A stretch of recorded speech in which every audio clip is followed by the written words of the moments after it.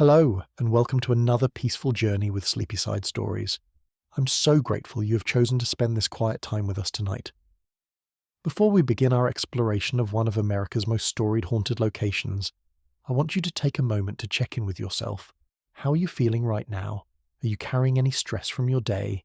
Any worries that seem to be circling in your mind like persistent moths around a lamp? Whatever brought you here tonight, whether it is trouble sleeping, anxiety that will not quiet, or simply a love for mysterious tales told in gentle whispers, know that this is your time. This is your sanctuary. You deserve this rest, this peace, this temporary escape from whatever challenges you may be facing. Take a slow, deep breath with me. In through your nose, feeling your chest rise naturally, and then out through your mouth, releasing any tension you have been holding. Let your shoulders drop just a little. Allow your jaw to relax, unclenching if you need to. You're exactly where you need to be right now. Tonight, we're going to embark on a journey through time and mystery, exploring the rich and allegedly haunted history of the Crescent Hotel in Eureka Springs, Arkansas. This grand Victorian structure, perched high on the Ozark Mountains, has witnessed over a century of human stories, from the hopeful and joyful to the tragic and mysterious. But do not worry about being frightened. We will approach these tales not as horror stories designed to startle, but as historical narratives, human experiences that have become woven into the very fabric of this remarkable building. The Crescent Hotel stands today as what many consider to be America's most haunted hotel, but it did not earn this reputation through sensationalism or manufactured scares. Instead, its ghostly fame grew organically from decades of guest experiences, unexplained phenomena, and a history so rich with human drama that it seems almost inevitable that some spirits might have chosen to linger within its ornate halls. Before we continue, if you are enjoying this peaceful exploration and would like to hear more stories like this one, I would be honoured if you would consider subscribing to Sleepyside Stories.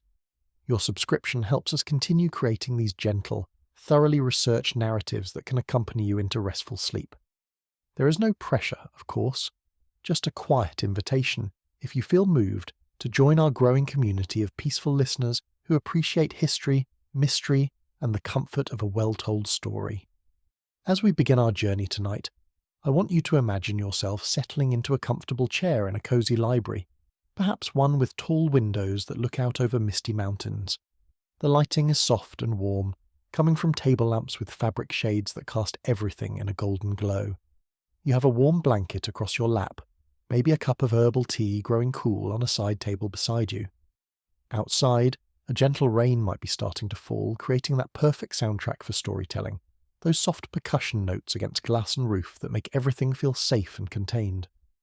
The Crescent Hotel story begins long before its first guest ever climbed its elegant staircase, or gazed out from its wraparound porches at the rolling Arkansas landscape. To truly understand this place and the experiences that generations of visitors have reported within its walls, we must start at the very beginning, in a time when the land beneath the hotel was nothing more than natural springs bubbling up from deep within the earth, waters that would eventually draw thousands of people seeking healing, hope, and renewal. But we are getting ahead of ourselves. Let us settle in more completely first. Adjust your position if you need to. Pull that blanket a little higher if you're cool, or let it slide down if you're perfectly warm. Notice how your body feels against whatever surface is supporting you right now. Feel the weight of your head against your pillow or chair back. Let your breathing find its own natural rhythm, not forcing it to be deeper or slower than feels comfortable, just allowing it to be exactly what it wants to be in this moment. The story we're about to explore together spans more than a century, from the 1870s through to our present day. It includes tales of ambitious entrepreneurs and desperate patients, of grand social events and quiet personal tragedies, of mysterious disappearances and unexplained phenomena that continue to puzzle visitors and investigators to this very day. What makes the Crescent Hotel particularly fascinating from a historical perspective is how well documented its past is, and yet how many mysteries remain unsolved. We have newspaper articles, guest registries, architectural plans, and countless personal accounts from visitors spanning decades. We have photographs that show the building in various states of grandeur and decline, documents that detail its multiple incarnations, and testimonies from staff members guests and investigators who have experienced things within its walls that they struggle to explain in conventional terms. Throughout our exploration tonight, I will be very careful to distinguish between what is historically documented and what is alleged or reported, but unverified. When we discuss the hotel's reputation for paranormal activity, we will approach it not with skepticism or belief, but simply with curiosity and respect for the experiences that so many people have reported over the years. Whether you personally believe in ghosts or not is entirely your choice, and it does not change the fascinating human stories that have unfolded within the Crescent Hotel's walls. The building itself is a masterpiece of Victorian architecture, a testament to the grand ambitions of its original creators, and a physical reminder of an era when hotels were not just places to sleep, but destinations unto themselves, places where people would travel great distances to experience luxury, healing, and social connection. The Crescent Hotel was built to be more than accommodation. It was designed to be a palace in the mountains, a place where the wealthy and hopeful could escape the pressures of rapidly industrializing America and reconnect with nature, with healing waters, and with a slower pace of life. As we prepare to delve deeper into this story, take another gentle breath with me. Feel yourself sinking a little deeper into relaxation, like settling into a warm bath after a long day. Notice any places in your body where you might still be holding tension, and just acknowledge them without judgment. Sometimes simply noticing is enough to encourage a little more softness, a little more release. The tale of the Crescent Hotel is ultimately a story about hope and human resilience. Yes, it includes tragedy and loss, mysterious deaths and alleged hauntings, but it also encompasses the dreams of its builders, the joy of countless celebrations held within its ballroom, the relief of guests who found healing in its mineral baths, and the determination of those who have worked to preserve its legacy for future generations. When we visit a place with such a rich and complex history, we are not just exploring a building or examining architectural details. We're connecting with the accumulated experiences of thousands of human beings who have passed through its doors over the course of more than a century. Every creaking floorboard, every ornate piece of moulding, every tall window and grand staircase has been witness to countless moments of human experience, from the mundane to the extraordinary. This is what makes allegedly haunted locations so compelling to many people. Regardless of their beliefs about the supernatural, these places feel heavy with history, saturated with human stories. They invite us to contemplate the continuity of human experience across time, to consider how our own brief lives fit into the much larger tapestry of all the lives that have come before us and all those that will come after. So as we begin this journey together, let yourself embrace a sense of wonder and curiosity. Allow yourself to be transported not just to a different place, but to different times, different eras, when the world moved at a different pace and people faced different challenges and opportunities. Let the Crescent Hotel become, for tonight, a doorway into the past, a lens through which we can examine the hopes, fears, dreams, and struggles of generations of people who have called this remarkable place, if only temporarily, home. Are you ready to begin?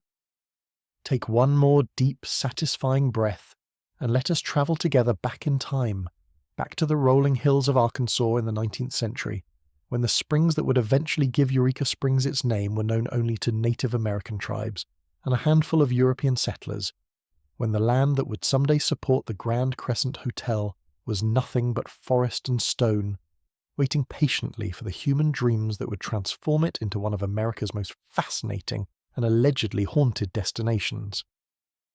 The rain outside our imaginary library continues its gentle percussion. The lamp beside us casts its warm glow across the pages of history we are about to explore together, and somewhere in the distance, the Crescent Hotel sits majestically on its mountain perch, ready to share its secrets with anyone patient enough to listen to its long and remarkable story.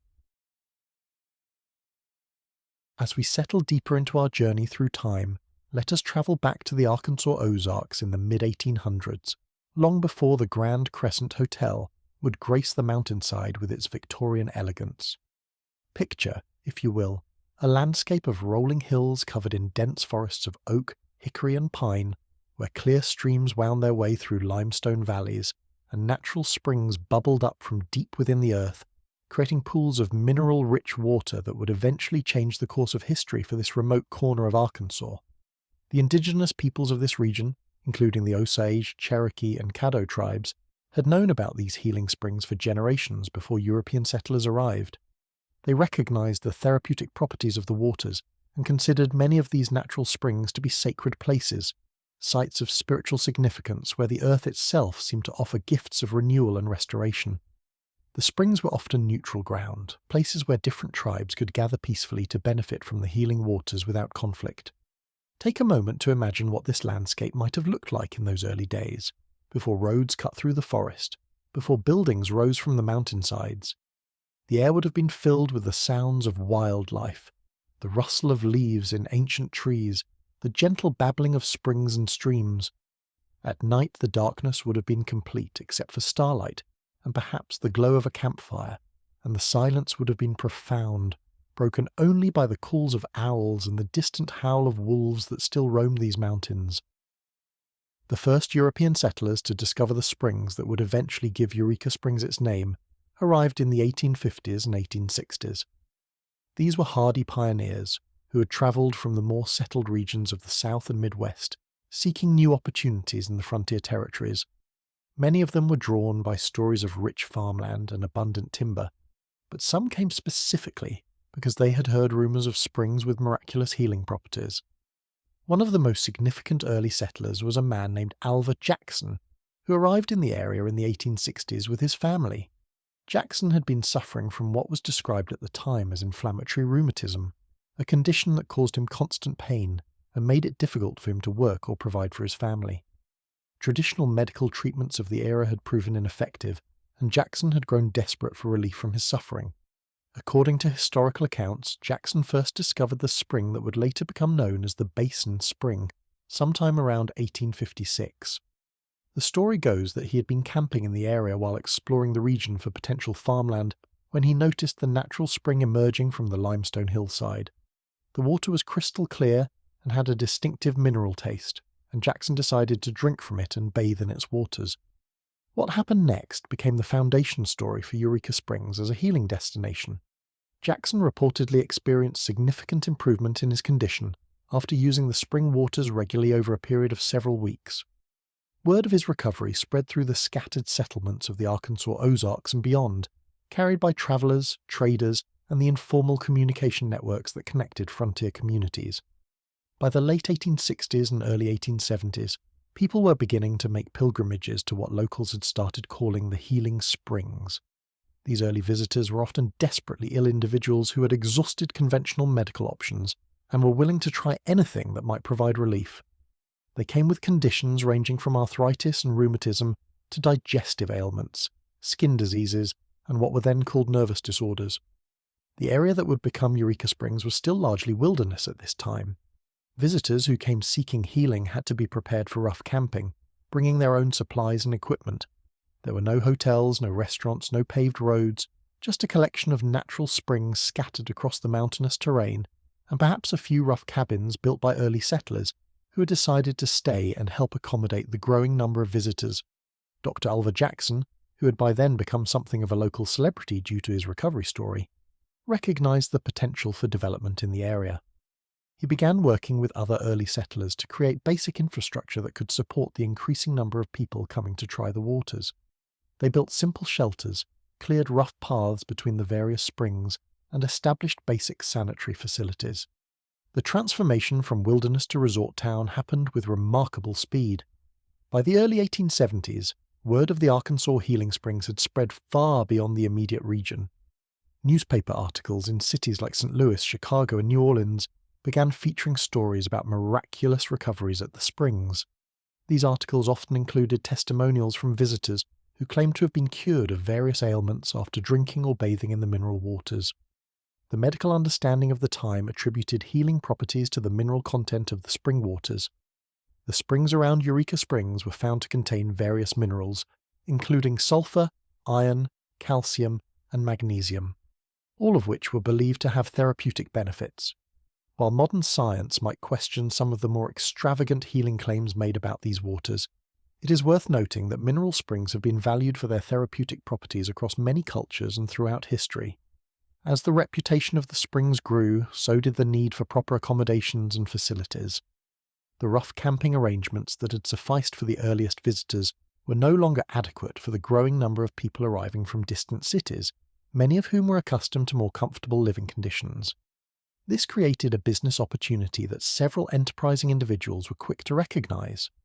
One of the most significant figures in the early development of Eureka Springs was Judge J.B. Saunders, who arrived in the area in the early 1870s and immediately recognized the commercial potential of the springs. Saunders was not just a businessman but also a visionary who understood that success would require more than just basic accommodations. He envisioned creating a proper resort town that could compete with established spa destinations in other parts of the country. Saunders began purchasing land around the most popular springs and making plans for development. He understood that wealthy visitors from major cities would expect not just healing waters, but comfortable hotels, good restaurants, entertainment, and all the amenities they were accustomed to at home. This vision would prove to be crucial in transforming Eureka Springs from a frontier curiosity into a major tourist destination. The town of Eureka Springs was officially founded in 1879, though by that time it had already been functioning as an informal resort community for several years. The founding marked the beginning of a period of rapid growth and development that would see the construction of grand hotels, elegant Victorian homes, and all the infrastructure necessary to support a thriving tourist industry.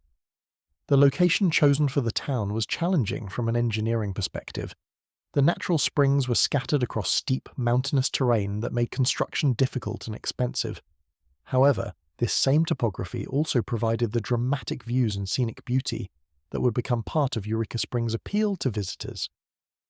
The decision to build the town around the natural contours of the land, rather than imposing a conventional grid pattern, gave Eureka Springs its distinctive character and charm.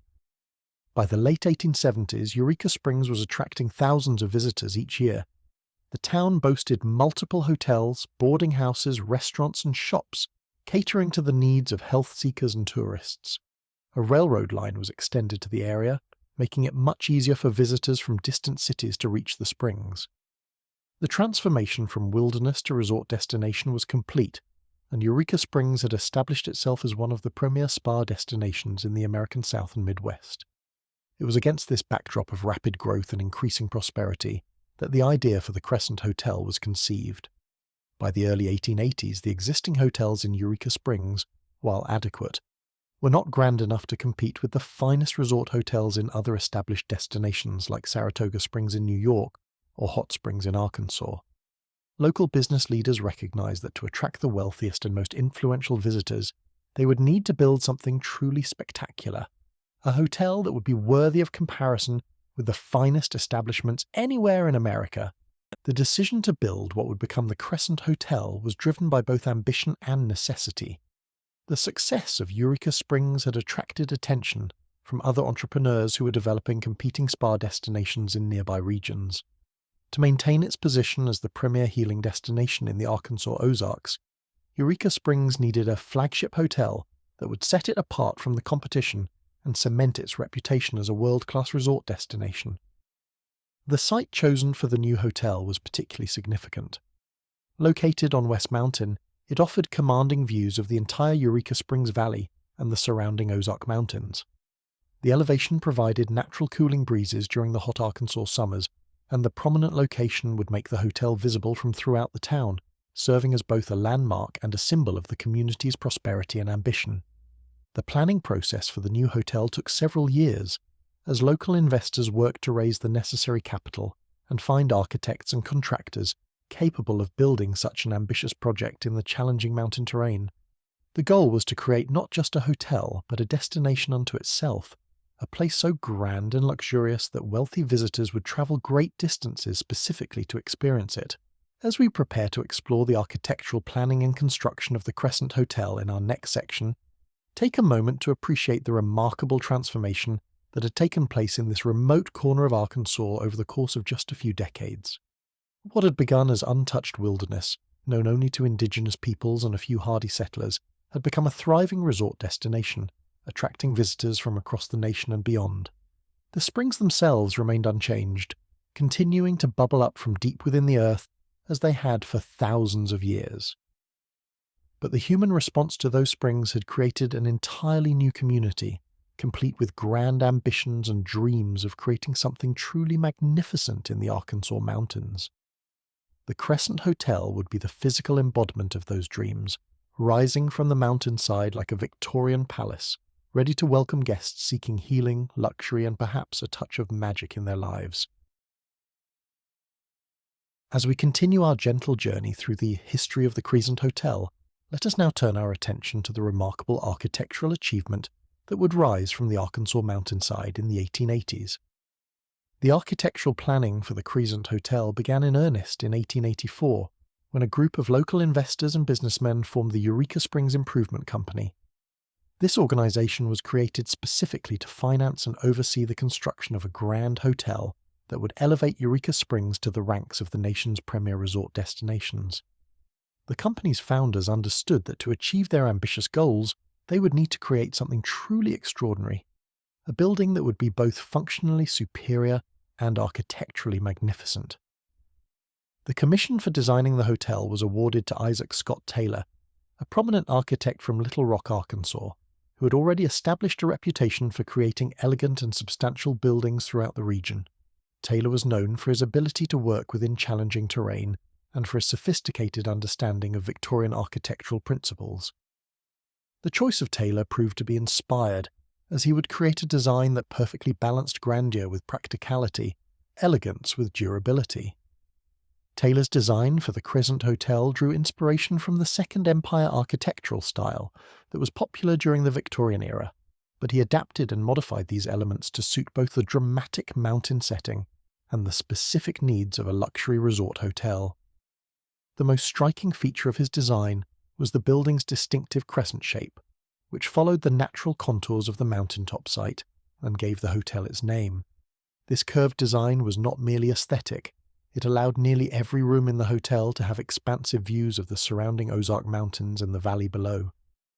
The hotel was planned as a 5-story structure, an impressive height for the time period and location.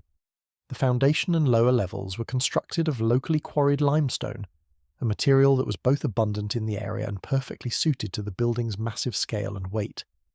The limestone blocks were cut and fitted by skilled stonemasons, many of whom were immigrants from Ireland and other European countries, where stone construction was a traditional craft passed down through generations. Above the limestone foundation, the upper floors were constructed using a combination of brick and wood frame construction, techniques that were state-of-the-art for the 1880s. The exterior walls were finished with cream-coloured brick that complemented the grey limestone base, creating a harmonious colour palette that seemed to emerge naturally from the mountainside landscape. The roof was constructed with slate tiles imported from Vermont, chosen for their durability and their ability to withstand the variable weather conditions of the Arkansas mountains.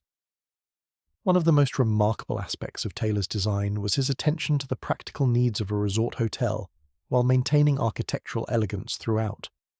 The building was designed to accommodate up to 400 guests in luxurious comfort, with rooms ranging from modest single-occupancy chambers to elaborate suites suitable for wealthy families, travelling with servants and extensive luggage. Each room was planned with large windows to take advantage of the spectacular mountain views, and many featured small private balconies where guests could sit and enjoy the fresh mountain air. The construction of the Crescent Hotel began in the spring of 1885 and would continue for more than 2 years. The logistics of building such a massive structure on a remote mountaintop presented enormous challenges that required innovative solutions and considerable expense. All materials had to be transported up the steep mountain roads by horse and wagon, a process that was slow, dangerous, and costly. The limestone blocks alone, each weighing several hundred pounds, required specially reinforced wagons and teams of draft horses to haul them up the mountain. The workforce for the construction project was as diverse as it was skilled. Local craftsmen worked alongside immigrant artisans who brought specialized skills from their home countries. Irish stonemasons were particularly prized for their expertise in working with limestone, while German carpenters contributed their knowledge of fine woodworking and joinery. The project employed hundreds of workers at its peak. making it one of the largest construction projects ever undertaken in Arkansas at that time. As the hotel took shape on the mountainside, it became a source of fascination and pride for the entire community of Eureka Springs. Local newspapers regularly reported on the construction progress, describing the arrival of elegant furnishings from furniture makers in Grand Rapids, Michigan, and the installation of the latest technological innovations, including gas lighting throughout the building and modern plumbing systems that were still considered luxuries in many parts of the country. The interior design of the Crescent Hotel was planned to rival the finest hotels in major cities like New York, Chicago, and St. Louis. The main lobby was designed as a grand reception hall with soaring ceilings, elegant chandeliers, and rich wood paneling crafted from Arkansas oak and walnut.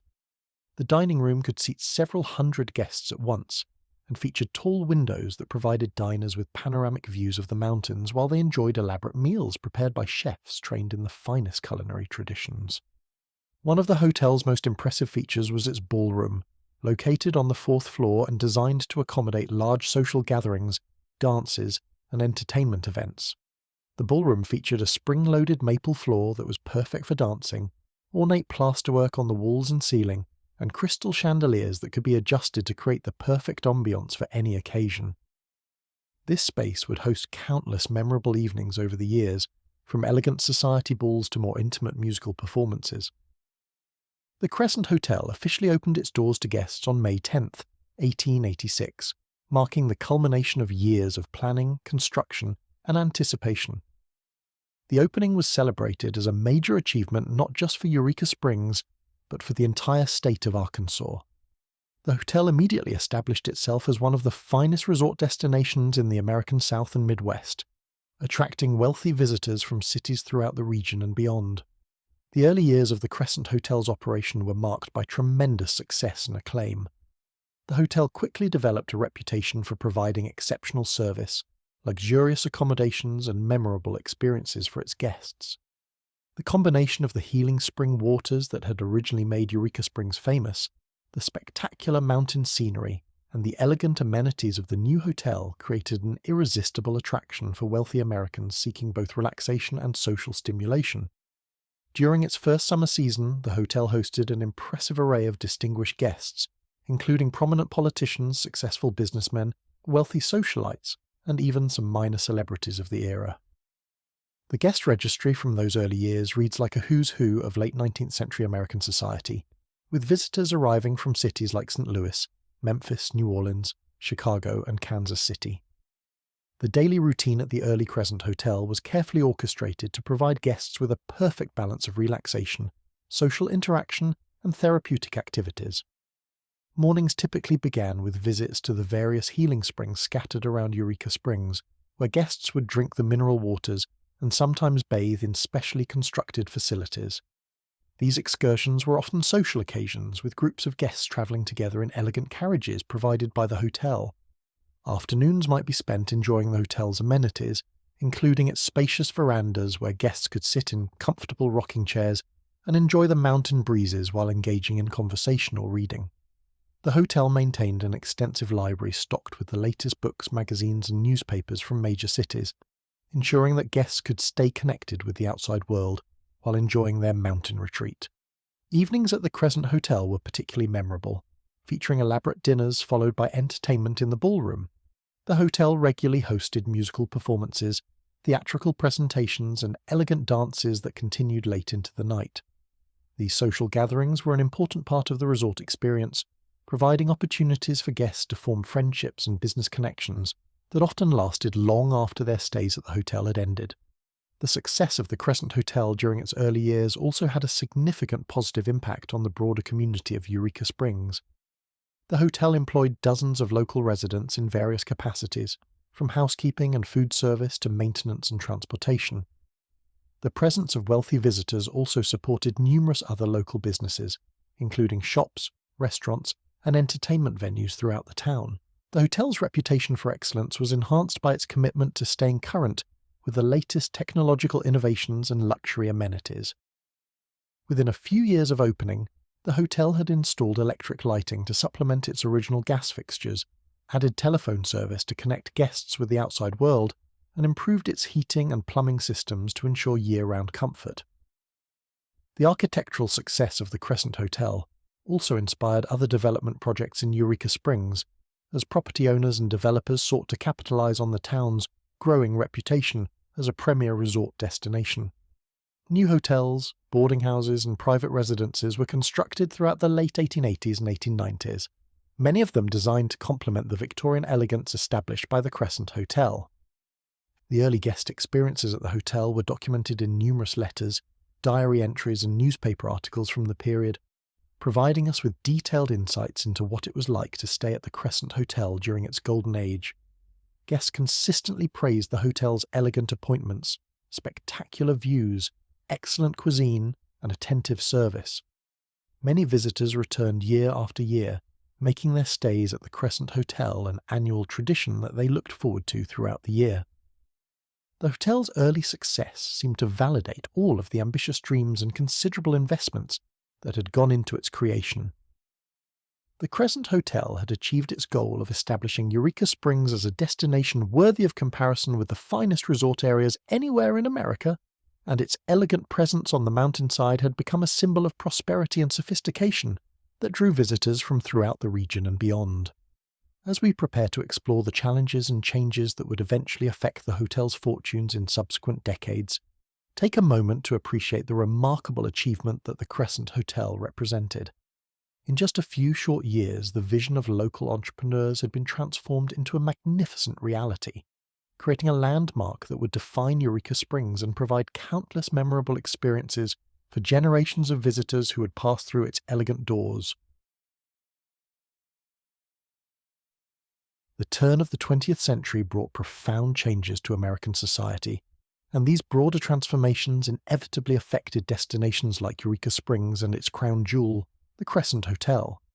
The rapid industrialization of the country, improvements in transportation, and evolving medical understanding all contributed to shifts in how and where Americans chose to spend their leisure time and seek healing for their ailments. One of the most significant factors affecting the hotel's fortunes was the changing nature of medical practice and public health understanding. By the early 1900s, the medical profession was becoming more scientific and evidence-based, and many physicians were beginning to question the therapeutic claims made about mineral spring waters. While people continued to visit spa destinations for relaxation and recreation, the fervent belief in miraculous cures through spring water consumption was gradually declining among educated, wealthy Americans who had been the Crescent Hotel's primary clientele. Simultaneously, new resort destinations were developing in other parts of the country, offering different attractions and amenities that competed for the attention of affluent travelers. Mountain resorts in Colorado, beach destinations along the Atlantic and Pacific coasts, and urban hotels in major cities were all vying for the same customer base that had once made annual pilgrimages to places like Eureka Springs. The financial challenges facing the Crescent Hotel became apparent in the early 1900s, when the original Eureka Springs Improvement Company began to struggle with maintaining the property and meeting its financial obligations. The costs of operating such a large facility year-round, combined with declining occupancy rates during certain seasons, created ongoing financial pressures that the original investors found increasingly difficult to manage. In 1908, the hotel underwent its first major ownership change since opening. The property was sold to new investors who hoped to revitalize its fortunes through renovations and updated marketing strategies. These new owners recognized that the hotel needed to adapt to changing times while preserving the elegant character that had made it famous. The new ownership implemented several changes designed to attract a broader range of visitors and extend the hotel's operating season. They expanded recreational activities available to guests, improved transportation connections to make the hotel more accessible, and began marketing the property not just as a health destination, but as a general vacation retreat suitable for families and social groups seeking mountain recreation and relaxation. Despite these efforts, the challenges facing the Crescent Hotel continued to mount throughout the 1910s. The economic disruptions caused by World War I affected travel patterns and discretionary spending among the wealthy classes, who had traditionally formed the hotel's customer base. Many families found their finances constrained by war-related investments and economic uncertainties, leading them to curtail or eliminate luxury travel expenditures. The hotel's remote location, which had once been part of its charm and appeal, began to work against it as transportation patterns evolved. The development of automobile travel was changing how Americans vacationed, with many preferring destinations that were more easily accessible by car and offered different types of recreational activities than those available in the Arkansas mountains. By the early 1920s, it had become clear that the Crescent Hotel could no longer operate successfully as a luxury resort hotel in the traditional manner. The financial losses were mounting, and the owners were faced with difficult decisions about the property's future. The building itself remained structurally sound and architecturally magnificent, but its original purpose no longer seemed economically viable. It was during this period of uncertainty that a new possibility emerged for the hotel's future use. Educational institutions throughout the country were expanding during the 1920s, and there was particular growth in colleges and universities designed to serve women students. The women's education movement had been gaining momentum for several decades, and there was increasing recognition of the need for high-quality educational opportunities specifically designed for young women. In 1930, the Crescent Hotel underwent a dramatic transformation when it was purchased by a group of educators and investors who converted the property into the Crescent College and Conservatory for Young Women. This conversion represented not just a change in ownership, but a complete reimagining of the building's purpose and function. The transformation from hotel to college required extensive renovations and adaptations to make the building suitable for educational use. The former guest rooms were converted into dormitory accommodations for students, with careful attention paid to creating comfortable living spaces that would feel more like home than temporary lodging. Many rooms were reconfigured to house multiple students, with built-in furniture and storage solutions designed specifically for college life. The hotel's former dining room was converted into a cafeteria and student dining hall, while other public spaces were transformed into classrooms, laboratories, and study areas. The magnificent ballroom was repurposed as an assembly hall and performance space for student productions and college events. The hotel's library was expanded and updated to serve the academic needs of the college curriculum. Crescent College and Conservatory was designed to provide young women with a comprehensive education that included traditional academic subjects as well as training in music, art, and domestic sciences. The conservatory aspect of the institution was particularly notable, offering intensive instruction in piano, voice, and other musical disciplines under the guidance of professionally trained faculty members. The college's location in the Crescent Hotel provided several unique advantages for students and faculty.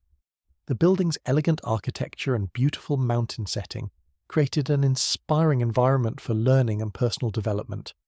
The spacious rooms and high ceilings provided excellent acoustics for musical instruction and practice, while the numerous common areas facilitated social interaction and community building among students. The daily life of students at Crescent College was carefully structured to balance academic rigor with social development and personal growth. Students typically began their days with breakfast in the former hotel dining room, followed by morning classes in subjects like literature, mathematics, history, and science. Afternoons were often devoted to music instruction, art classes, or practical training in subjects considered important for educated women of the era. Evenings at the college featured study time, social activities, and cultural events that took advantage of the building's elegant public spaces.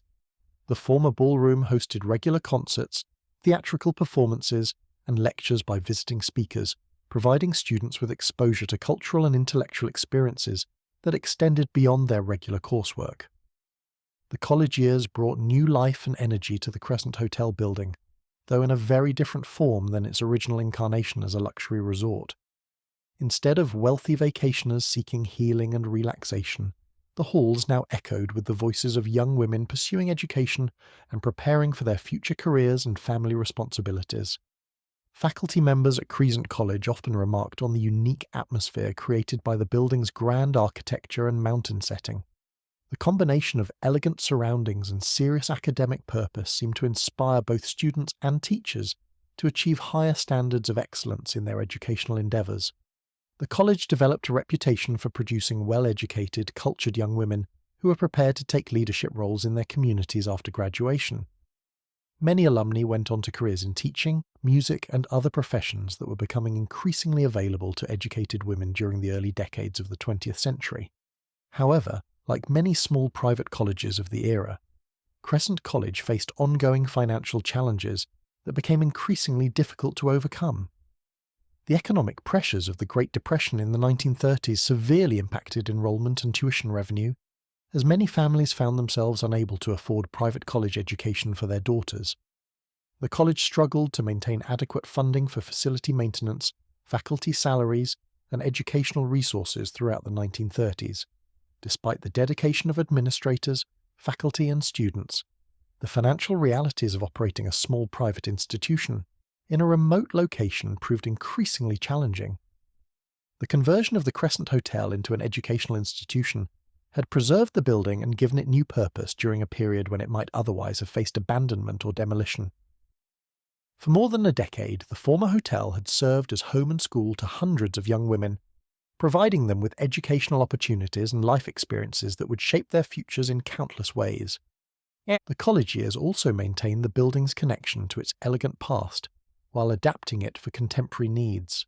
The architectural integrity of the structure was preserved, and many of the interior features that had made it a magnificent hotel continued to provide beauty and inspiration in its new role as an educational institution.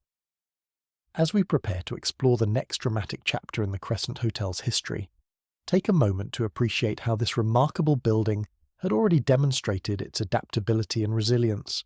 From luxury resort to women's college, the structure had proven its ability to serve different purposes, while maintaining its essential character and dignity.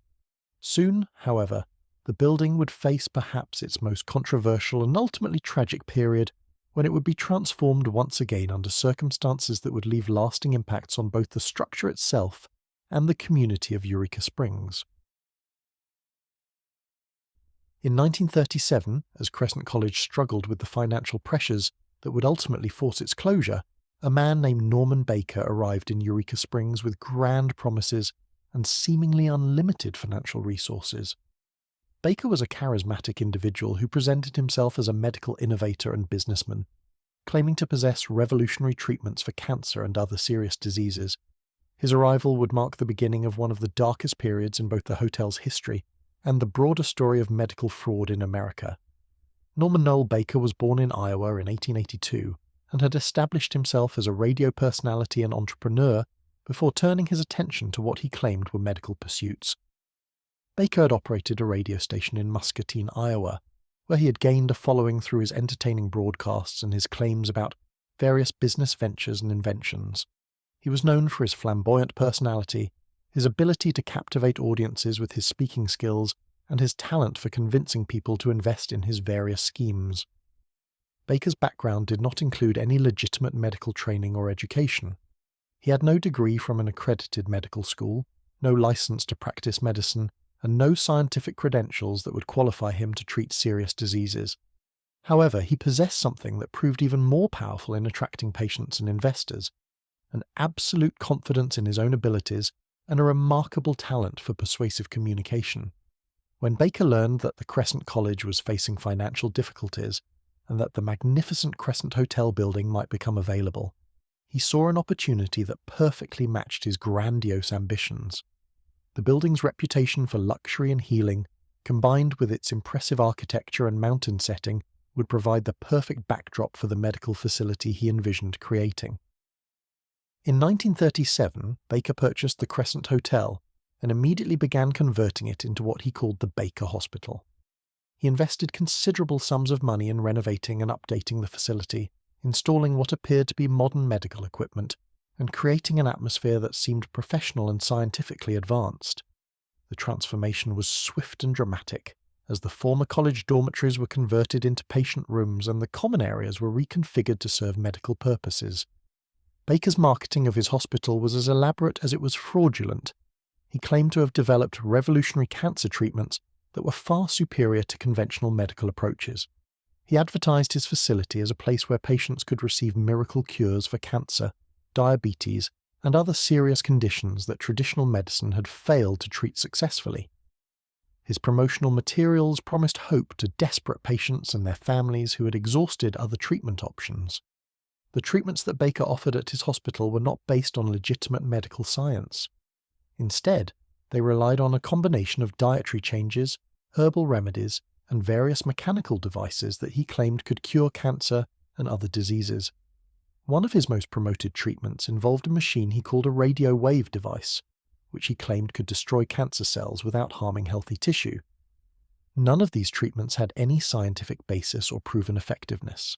Despite the fraudulent nature of his medical claims, Baker's Hospital attracted patients from across the United States. Desperate individuals and families, faced with devastating diagnoses and limited options from conventional medicine, were drawn to Baker's promises of miraculous cures. The elegant setting of the Crescent Hotel, combined with Baker's confident presentations and apparent sincerity, convinced many people that they had finally found the solution to their medical problems. The daily operations at Baker's Hospital followed a carefully orchestrated routine designed to maintain the illusion of legitimate medical care while maximizing financial profit. Patients paid substantial fees for their treatments, often spending their life savings or borrowing money to afford what they believed might be their last hope for recovery. The hospital employed staff members who, while perhaps well-intentioned, lacked proper medical training and were essentially participating in an elaborate deception. The impact of Baker's presence on the community of Eureka Springs was profound and complex. On one hand, his hospital brought economic activity to the town, employing local residents and attracting visitors who spent money at local businesses. The hotel building itself was maintained and improved under Baker's ownership, preserving its architectural integrity and preventing the deterioration that might have occurred if it had remained vacant. However, the long-term consequences of Baker's operations were far more troubling. The presence of a fraudulent medical facility damaged the reputation of Eureka Springs as a legitimate health destination. Legitimate medical professionals and health organizations began to warn people against seeking treatment at Baker's Hospital, associating the entire community with quack medicine and medical fraud. The human cost of Baker's deception was immeasurable. Patients who came to the hospital seeking miracle cures often delayed or abandoned legitimate medical treatments that might have helped them.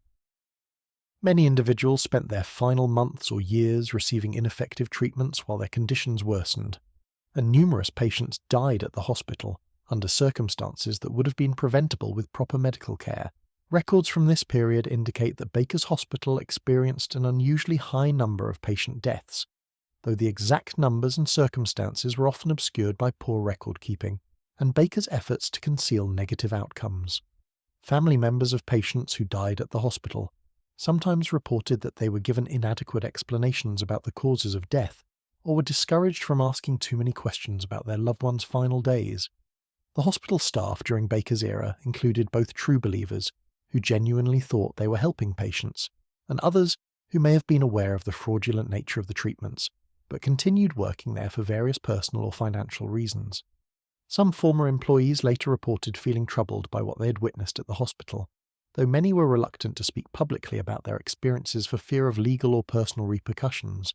Baker's operation at the Crescent Hotel also attracted the attention of federal and state authorities who were beginning to crack down on medical fraud and quack treatments. The American Medical Association and other legitimate medical organizations had been monitoring Baker's activities and documenting the fraudulent nature of his claims and treatments. In addition to the medical fraud, Baker's Hospital was also the site of other questionable activities that added to the atmosphere of secrecy and deception surrounding the facility. There were reports of unusual experiments being conducted in the building's basement areas, though the exact nature of these activities was never fully documented or understood by outside investigators. The basement levels of the hotel, which had originally been used for storage and mechanical systems, were reportedly converted into laboratory spaces where Baker claimed to be conducting research into his revolutionary treatments. However, legitimate medical researchers who later examined these areas found no evidence of scientifically valid research activities. Baker's time at the Crescent Hotel came to an end in 1940, when federal authorities finally took action against his fraudulent medical operation. He was arrested and charged with mail fraud in connection with his false medical claims and his practice of soliciting patients and payments through the postal system. The investigation revealed the extent of his deceptive practices and the harm that had been caused to countless patients and their families. Following Baker's arrest and the closure of his hospital, the Crescent Hotel was left empty once again, but this time it carried the burden of its association with medical fraud and the tragic deaths that had occurred within its walls. The building that had once been a symbol of elegance and legitimate healing had become connected in the public mind with deception, false hope, and unnecessary suffering. The Baker era left lasting impacts on both the physical structure of the hotel and its reputation within the community and beyond. Local residents who had lived through this period carried memories of the patients who had come seeking miracle cures and the families who had left grieving and disillusioned. The hotel building itself seemed to bear the weight of these experiences, and some people began to report unusual phenomena and unexplained occurrences within its walls. The legacy of Norman Baker's fraudulent hospital would continue to influence perceptions of the Crescent Hotel for decades to come. The tragic stories of patients who had died while seeking miraculous cures, the mysterious activities that had allegedly taken place in the building's basement areas, and the overall atmosphere of deception and false hope that had characterized this period all contributed to the hotel's growing reputation as a place where the boundary between life and death had been tragically blurred. As we prepare to explore the alleged hauntings and supernatural phenomena that many people have reported at the Crescent Hotel, it is important to understand how the Baker era contributed to the building's mystique and reputation. The combination of documented tragedy, mysterious circumstances, and the emotional trauma experienced by so many people within these walls created conditions that many believe were conducive to the paranormal activity that would later be reported by countless visitors and staff members. As we continue our gentle journey through the Crescent Hotel's long and complex history, we now turn to explore the alleged supernatural phenomena that have made this Victorian structure famous far beyond Arkansas. Allow yourself to settle even more deeply into comfort as we examine these reported experiences with curiosity and respect, neither dismissing them nor accepting them uncritically, but simply listening to the stories that countless visitors, staff members, and investigators have shared over the decades. Take a slow breath and let yourself imagine walking through the elegant corridors of the Crescent Hotel on a quiet evening, when the modern bustle of daily operations has settled into peaceful stillness.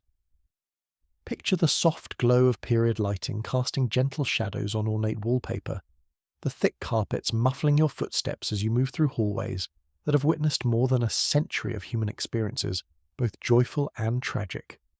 Among the most frequently reported alleged apparitions at the Crescent Hotel is the spirit known as Michael, described by witnesses as an Irish stonemason who allegedly worked on the hotel's construction during the 1880s. According to numerous accounts from hotel staff and guests over the years, Michael is said to appear most often in the areas of the hotel that showcase the beautiful limestone work that forms the building's foundation and lower levels. Witnesses who claim to have encountered Michael describe him as a man wearing work clothes typical of the late 19th century, including heavy boots, work pants, and a simple shirt. He is reportedly most often seen in the early morning hours or late at night, appearing briefly before vanishing when directly approached or addressed. Those who have allegedly seen him often describe a sense that he continues to take pride in the craftsmanship of the stonework and seems to be checking on the condition of his handiwork. The legend of Michael has grown over the decades through staff reports and guest testimonies. Hotel employees have allegedly reported seeing him in basement areas where the original limestone foundation is most visible, as well as in corridors and stairwells where the stone construction remains prominent. Some witnesses claim to have heard the sounds of stone being worked, including tapping and scraping noises, in areas where no construction or maintenance was taking place.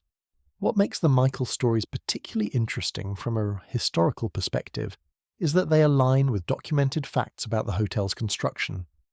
Irish stonemasons were indeed employed during the building of the Crescent Hotel, and the limestone work throughout the structure represents skilled craftsmanship of the type that would have been performed by experienced artisans from Ireland and other countries with strong stoneworking traditions. Another frequently reported alleged presence at the hotel is known simply as the nurse, a figure that many believe is connected to the Norman Baker Hospital era.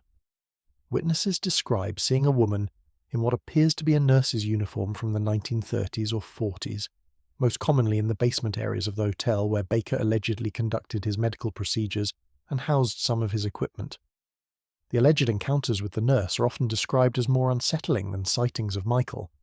Witnesses report that she appears to be carrying medical supplies or pushing a cart, and that her presence is accompanied by feelings of sadness or distress. Some guests and staff members have claimed to hear sounds associated with medical procedures, including the clinking of glass bottles or metal instruments, coming from basement areas where no such activities are taking place. The basement levels of the Crescent Hotel hold particular significance in the building's alleged paranormal activity. During the Baker era, these areas were reportedly used for medical procedures and storage of pharmaceutical supplies. The combination of the tragic history associated with Baker's fraudulent treatments and the naturally atmospheric setting of the hotel's lower levels has made this area a focus for many reported supernatural experiences. Hotel staff working in basement areas have allegedly reported sudden temperature changes, unexplained sounds, and the sensation of being watched or followed. Some have described finding medical equipment or bottles in areas where none should be present, though these items reportedly disappear when reported to supervisors or investigators.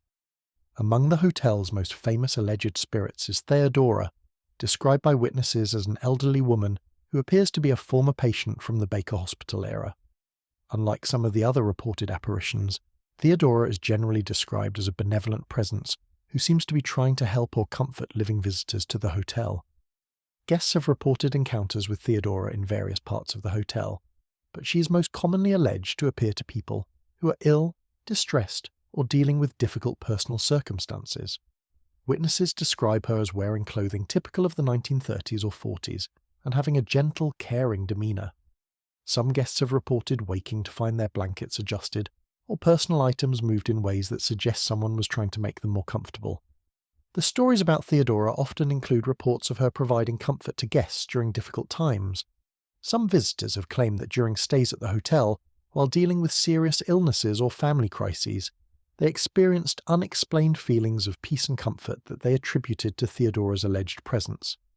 These accounts typically describe a maternal or grandmotherly figure who seems to understand suffering and wants to provide solace. Room 218 has earned a particular reputation within the hotel's alleged paranormal activity. This room has been the site of numerous reported experiences over the years, including unexplained sounds, temperature fluctuations, and sightings of figures that disappear when approached. Guests staying in this room have reported a wide range of phenomena, from gentle touches and movements of personal items to more dramatic experiences like doors opening and closing on their own. The reported activity in room 218 is often described as playful rather than threatening. Guests have claimed that personal items are moved during their absence, that bathroom fixtures turn on and off without explanation, and that they sometimes feel as though they are sharing the space with an invisible roommate who means no harm, but simply wants to make their presence known. Hotel management has learned to inform guests about the room's reputation when they check in, giving visitors the option to change rooms if they prefer to avoid potential paranormal encounters.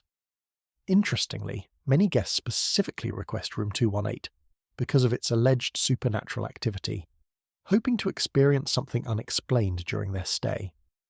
Another frequently reported phenomenon throughout the hotel involves the alleged presence of former patients from the Baker Hospital era. Witnesses describe seeing figures in hospital gowns or period clothing from the 1930s and 40s, often in hallways or common areas where they appear briefly before vanishing. These sightings are typically described as sad or melancholy, and witnesses often report feeling a sense of sympathy or concern for these alleged spirits. The third and fourth floors of the hotel, which housed many patients during the Baker era, are particular hotspots for these reported encounters. Hotel staff and guests have described seeing figures standing at the ends of hallways, looking out windows, or moving slowly along corridors as if they're still seeking treatment or comfort for their ailments. Some of the most poignant reported encounters involve alleged spirits of children who are patients at Baker's Hospital. Witnesses describe hearing the sounds of children playing or crying in areas where no children are present, and some guests have reported seeing small figures in hospital clothing. These accounts are particularly moving given the historical reality that Baker's fraudulent treatments attracted desperate families seeking help for seriously ill children. The hotel's elegant staircase and main lobby area have also been the sites of numerous reported paranormal experiences.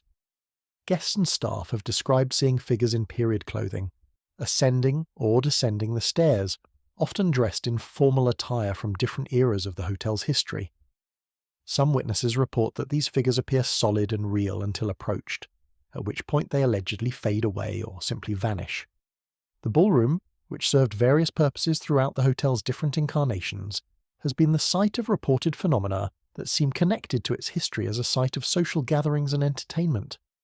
Witnesses have described hearing music, conversations, or dancing sounds coming from the ballroom when it is empty and not in use. Some have reported seeing figures in formal evening wear moving, as if participating in a dance or social event from decades past. Hotel employees who work night shifts have reported some of the most detailed alleged encounters with the building's supposed spirits. Security guards, maintenance workers, and cleaning staff have described interactions with various figures throughout the hotel, often describing them as lost, confused, or simply going about daily routines as if unaware that they are no longer among the living.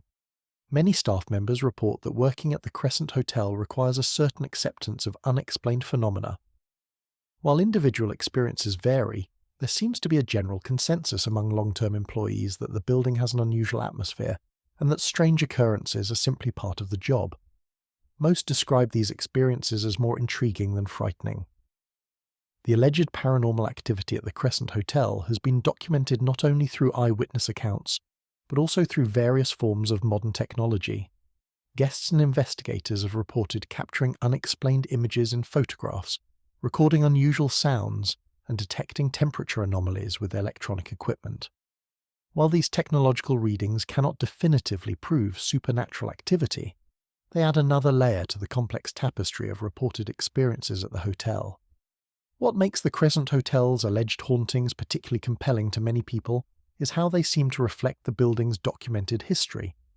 Rather than generic ghost stories, the reported phenomena appear to be connected to specific periods and events in the hotel's past, from the construction workers who built it to the patients who suffered and died during the Baker era. As we prepare to explore the documented tragedies and confirmed deaths that occurred at the hotel, take a moment to consider how these alleged supernatural experiences might represent the accumulated emotional energy of more than a century of human experiences within these walls.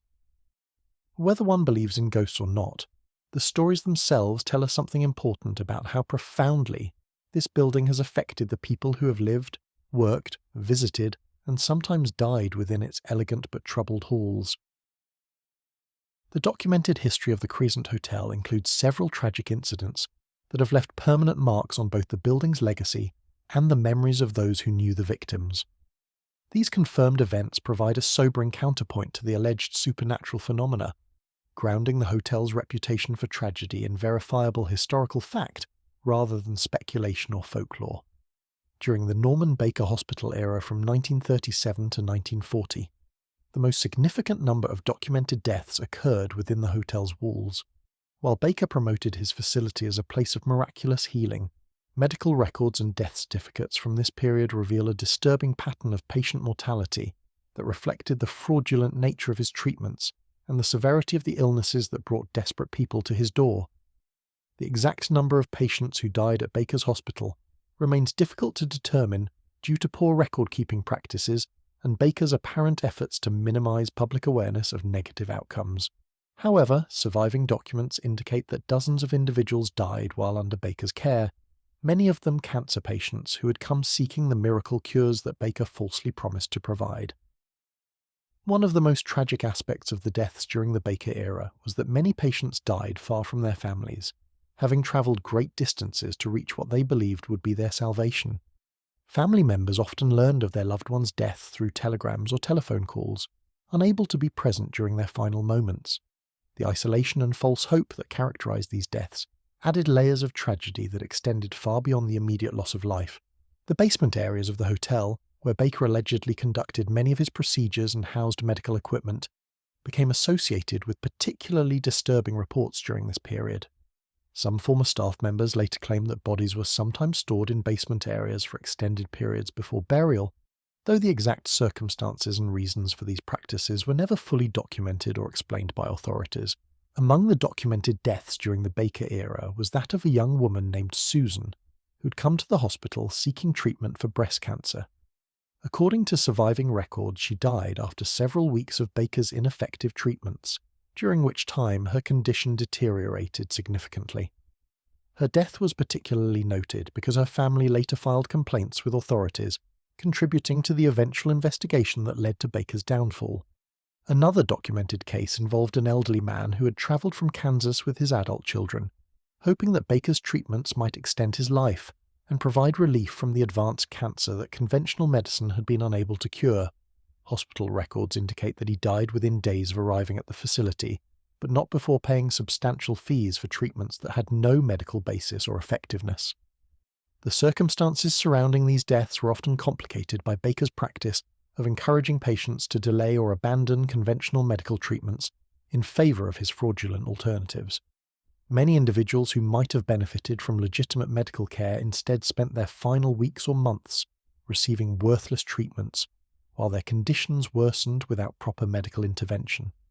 Beyond the systematic tragedy of the Baker era, the Crescent Hotel has also been the site of other documented deaths and accidents throughout its long history. During its years as a luxury resort hotel, several guests died of natural causes while staying at the facility, including elderly visitors who suffered heart attacks or strokes during their stays. One particularly notable incident occurred in 1903 when a wealthy businessman from St. Louis died suddenly in his room during what had been planned as a month-long recuperative stay at the hotel. The man had come to Eureka Springs seeking relief from stress-related health problems, but suffered a fatal heart attack during his second week at the hotel. His death was widely reported in newspapers of the time because of his prominence in St. Louis business circles. During the hotel's years as Crescent College, there were also several tragic incidents that affected the student body and faculty. In 1934, a young woman studying music at the college died of pneumonia in her dormitory room after a brief illness. The death was particularly tragic because it occurred during the Christmas holiday period when most other students had returned home to their families, leaving the victim isolated during her final days. The college years also saw a suicide that deeply affected the entire campus community. A faculty member who had been struggling with personal and financial difficulties took his own life in one of the basement areas of the building. The incident led to increased attention to mental health support for both faculty and students, though such resources were limited during the 1930s. One of the most mysterious deaths associated with the Crescent Hotel occurred during the 1920s, when the building was transitioning between uses and was largely vacant. A maintenance worker, who had been hired to perform basic upkeep on the property, was found dead in one of the basement areas under circumstances that were never fully explained. While the death was officially ruled accidental, some contemporary accounts suggested that the circumstances were suspicious and warranted further investigation. The worker had been alone in the building when the incident occurred, and his body was not discovered for several days. By the time authorities arrived, the scene had been disturbed by weather and animals, making it difficult to determine exactly what had happened. The case was closed without a definitive explanation, contributing to the growing sense that the hotel was somehow connected to unexplained and tragic events. During the 1940s and 50s, when the hotel stood largely vacant between major uses, there were reports of transients and homeless individuals occasionally taking shelter in the building. At least 2 deaths of homeless men were documented during this period, both apparently from natural causes related to exposure and poor health conditions. These deaths, while tragic, reflected the broader social problems of the era rather than anything specific to the hotel itself.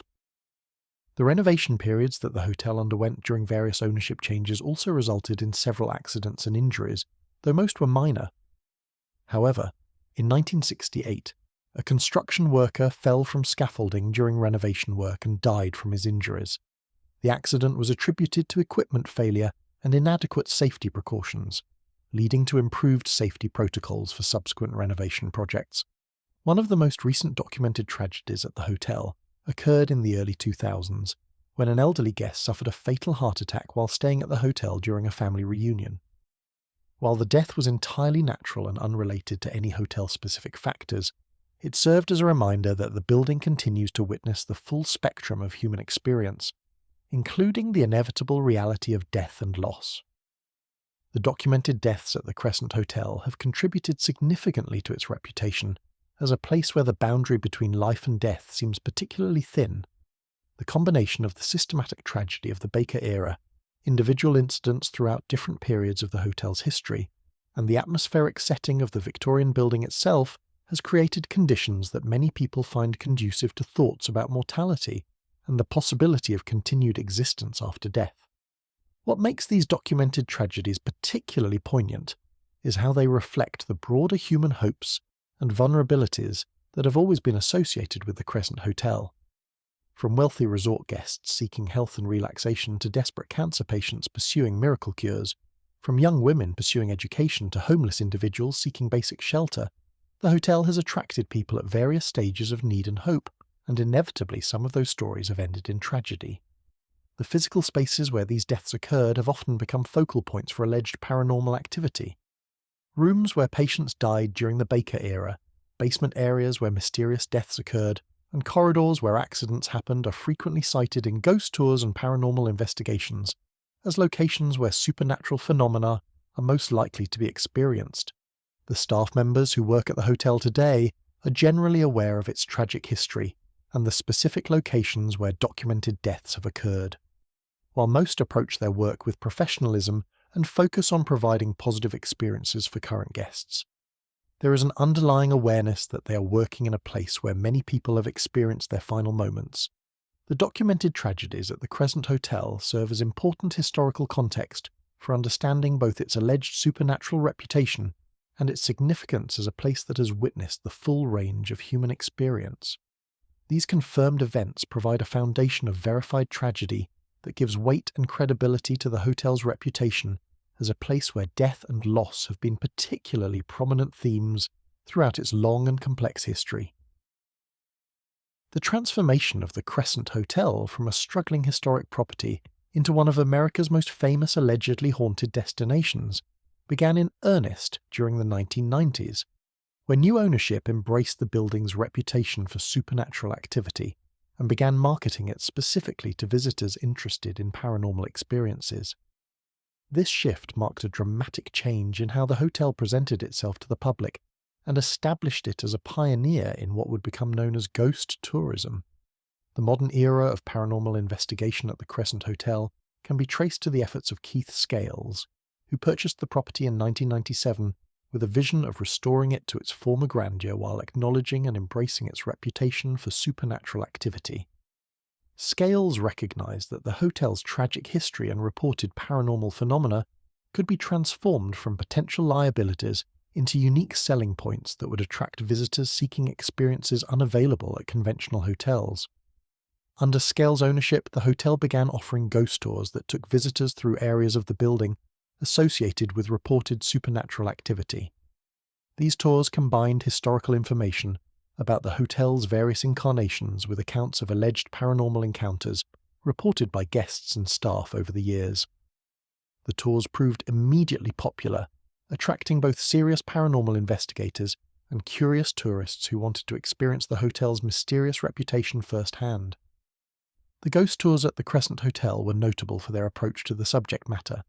Rather than relying on theatrical scares or manufactured frights, the tours focused on sharing documented history and reported experiences in a straightforward manner that allowed visitors to draw their own conclusions about the supernatural claims.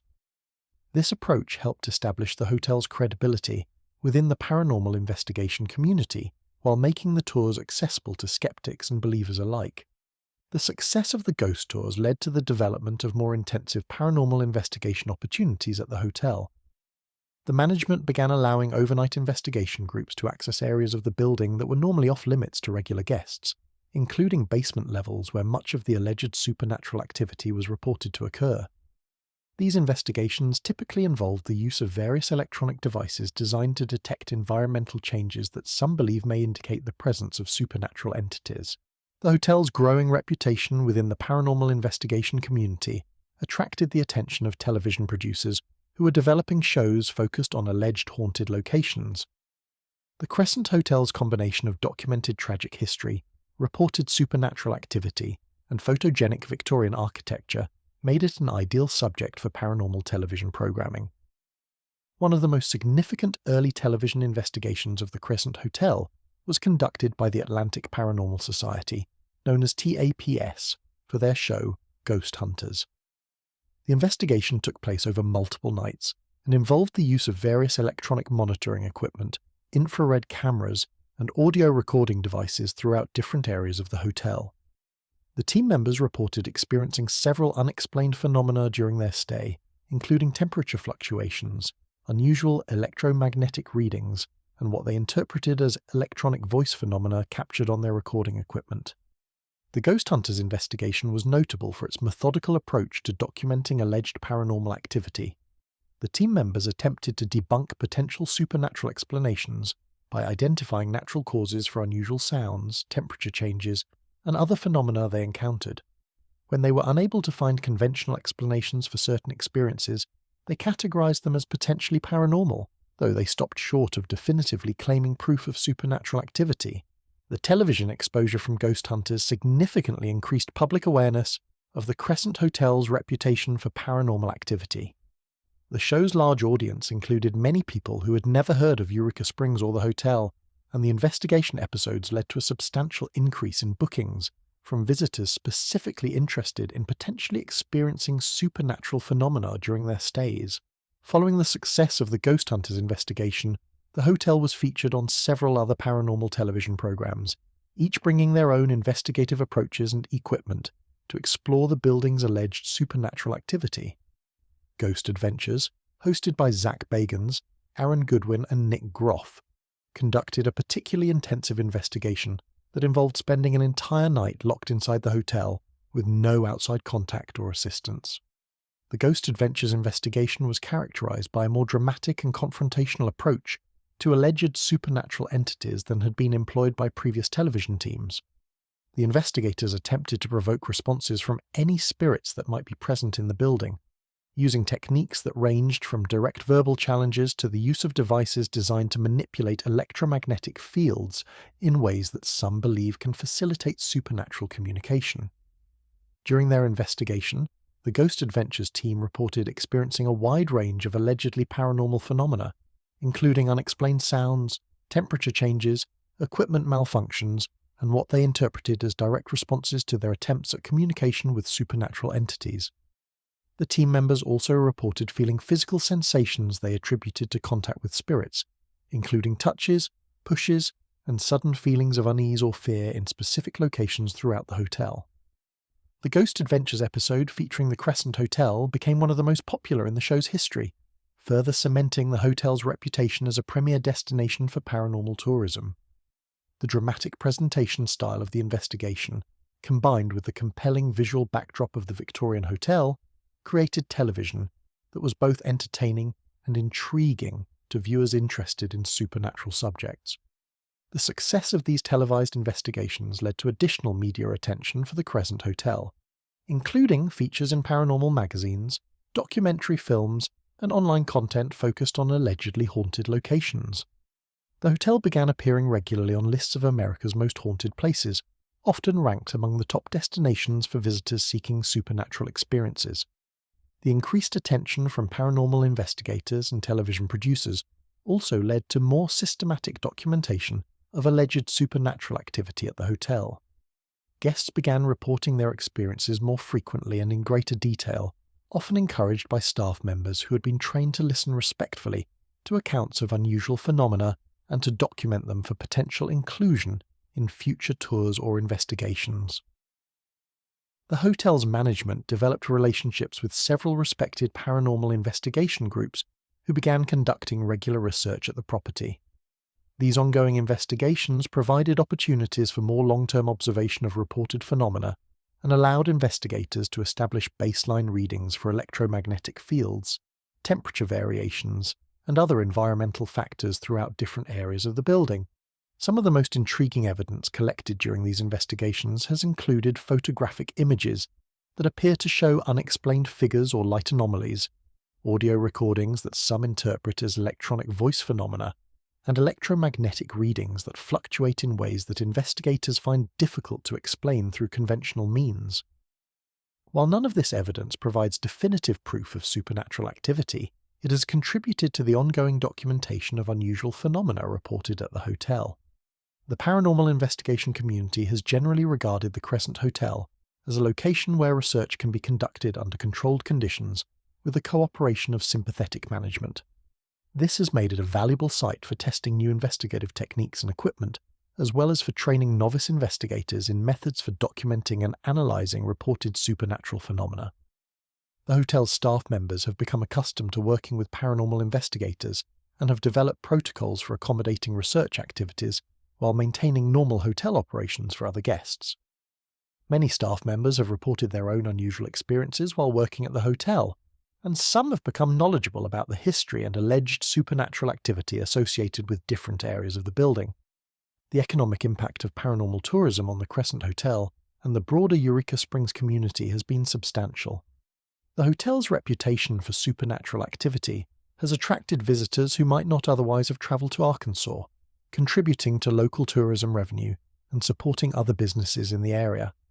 The success of ghost tourism at the Crescent Hotel has also inspired other allegedly haunted locations to develop similar marketing strategies. The hotel's approach to paranormal tourism has been characterized by an attempt to balance respect for the tragic history that underlies many of the supernatural claims with the entertainment value that draws visitors to the property. Tours and investigations typically include substantial historical information about the hotel's various incarnations and the documented tragedies that occurred within its walls, providing context for understanding why some people believe the building might be haunted.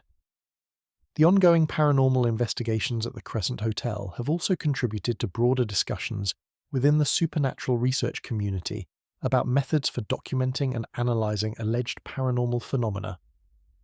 The hotel has served as a testing ground for new investigative equipment and techniques, and the data collected there has been used in academic and pseudo-academic discussions about the nature of reported supernatural activity.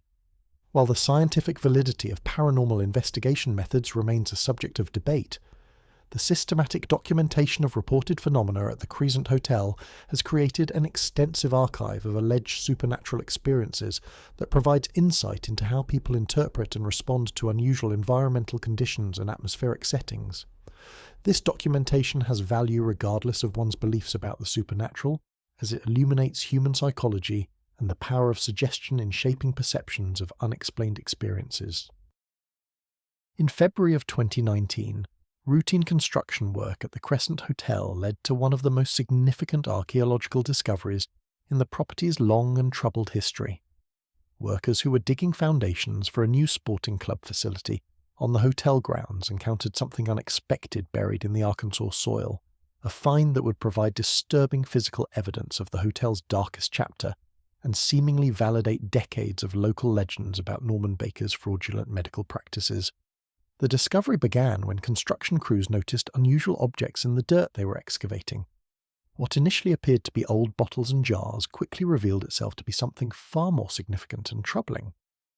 The workers had uncovered what archaeologists would later determine to be a deliberately created burial pit, containing hundreds of glass containers from the 1930s, many still containing mysterious substances and, most disturbingly, human tissue specimens.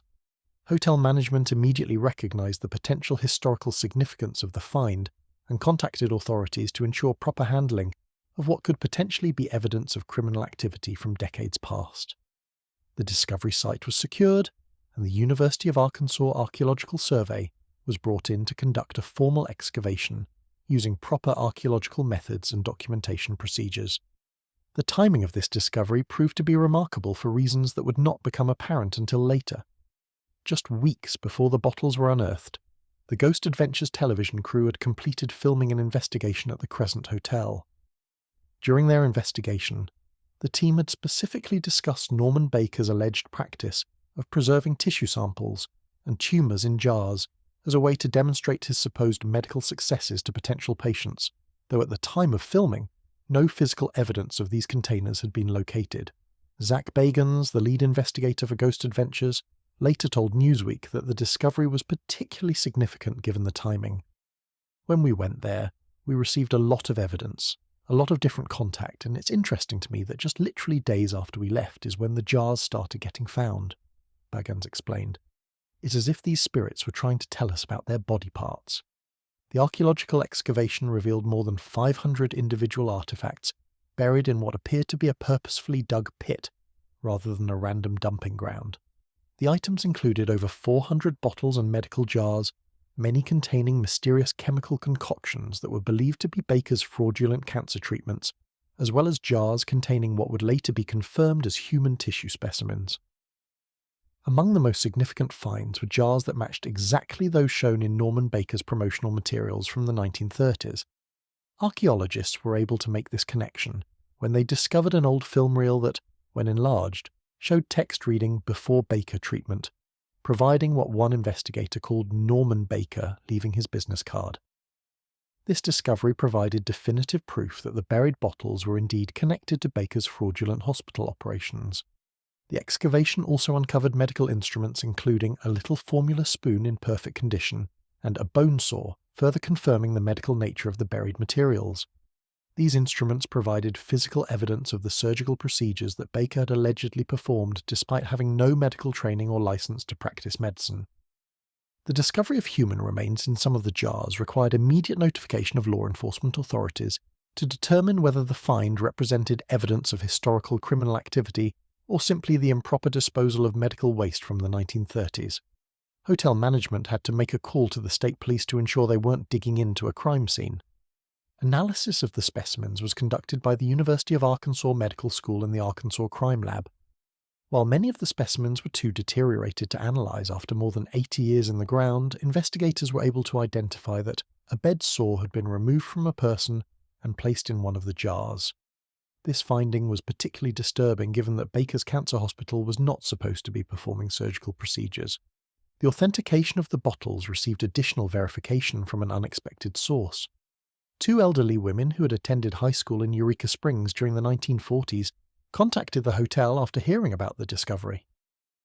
Both women reported that they had individually explored the hotel's basement during their school lunch breaks and had seen similar bottles displayed in the room where an autopsy table was located. Their eyewitness testimony provided crucial confirmation that these were indeed the bottles that Baker had used in his fraudulent medical displays. The burial pit itself provided important information about how and why these disturbing artifacts had been hidden. Archaeological analysis revealed that these bottles just weren't dumped down an Ozark ravine but were placed in a pit purposefully dug just for the sole purpose of disposing of this gruesome hospital medical evidence. This suggested that someone, possibly Baker himself or his associates, had deliberately attempted to conceal evidence of the hospital's operations. The discovery had immediate implications for the hotel's ongoing paranormal tourism operations. Hotel staff reported that there has been quite an uptick in activity in the morgue following the discovery, with tour manager Deborah the Duchess noting increased reports of cold spots, people being touched, and sightings of dark figures in basement areas. The connection between the Ghost Adventures investigation and the subsequent discovery became a subject of fascination for both paranormal enthusiasts and skeptics.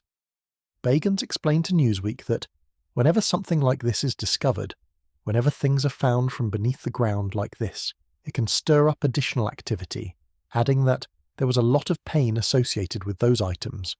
The Ghost Adventures episode featuring the Crescent Hotel investigation was filmed in the spring of 2018 but did not air until June of 2019, several months after the bottle discovery.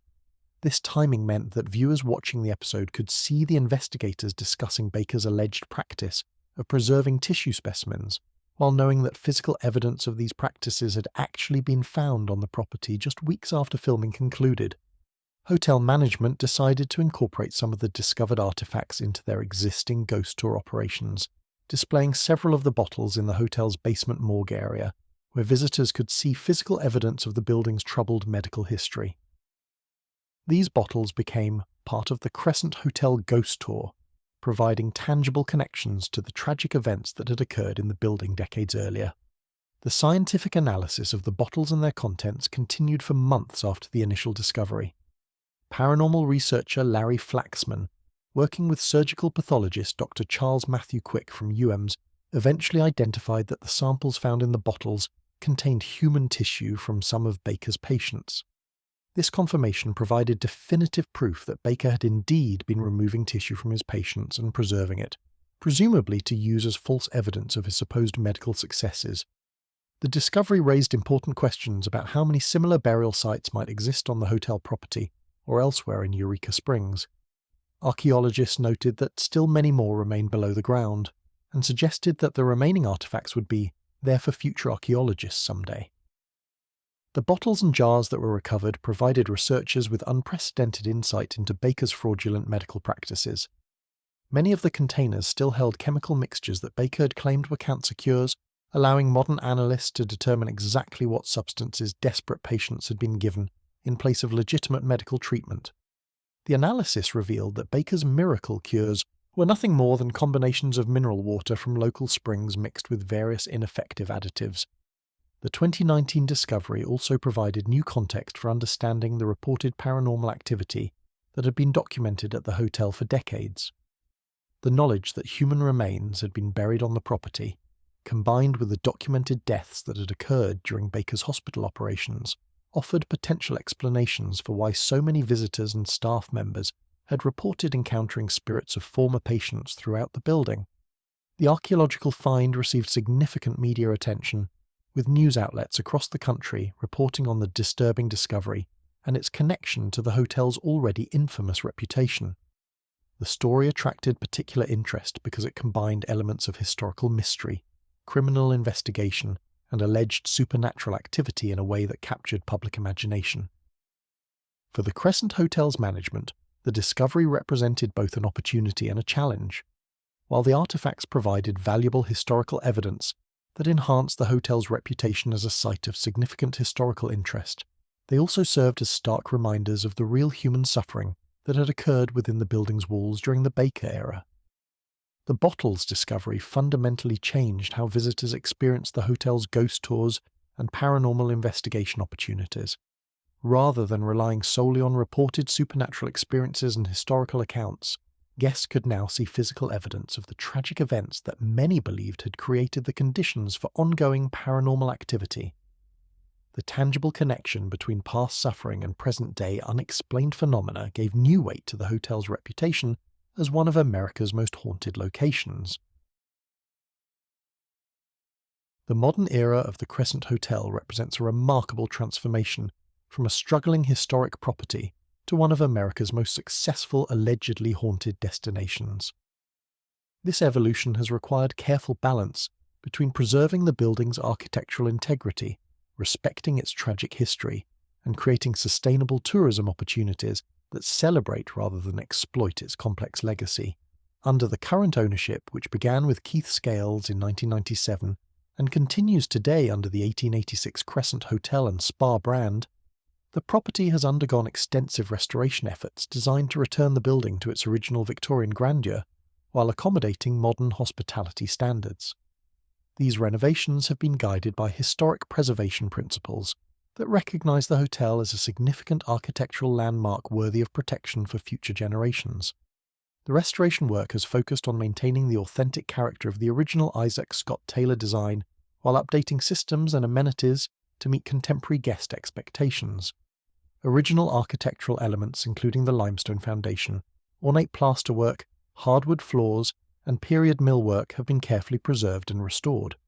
The hotel's distinctive crescent shape and wraparound porches remain unchanged, ensuring that the building continues to present the same commanding presence on the mountainside that it has for more than a century.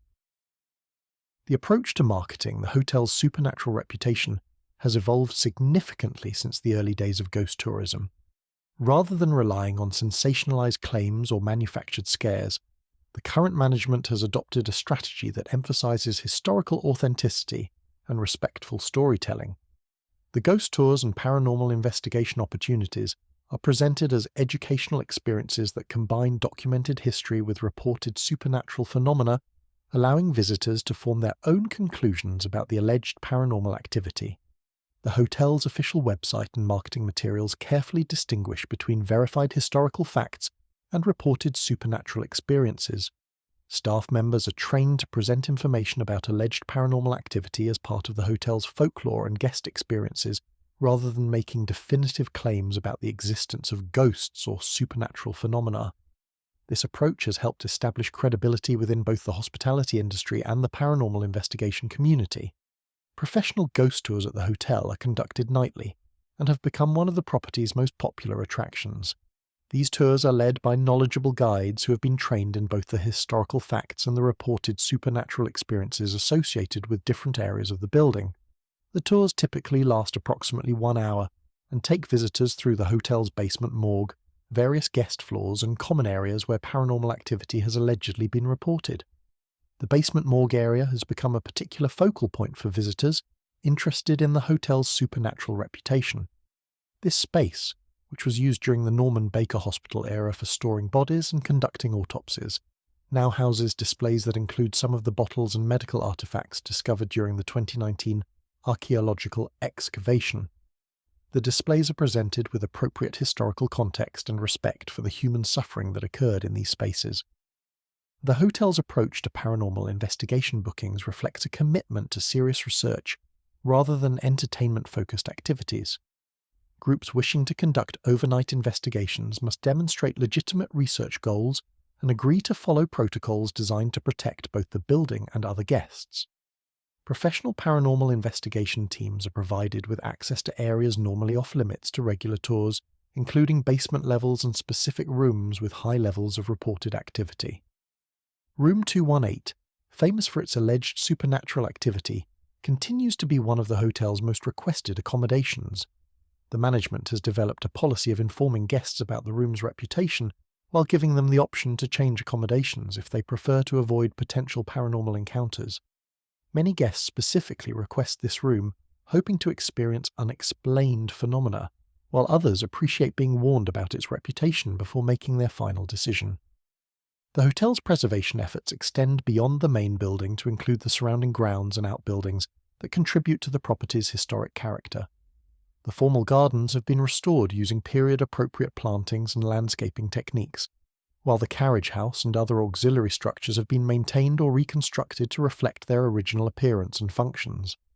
Educational programs at the hotel include specialized tours focused on Victorian architecture, historic preservation techniques, and the social history of late 19th and early 20th century American resort culture.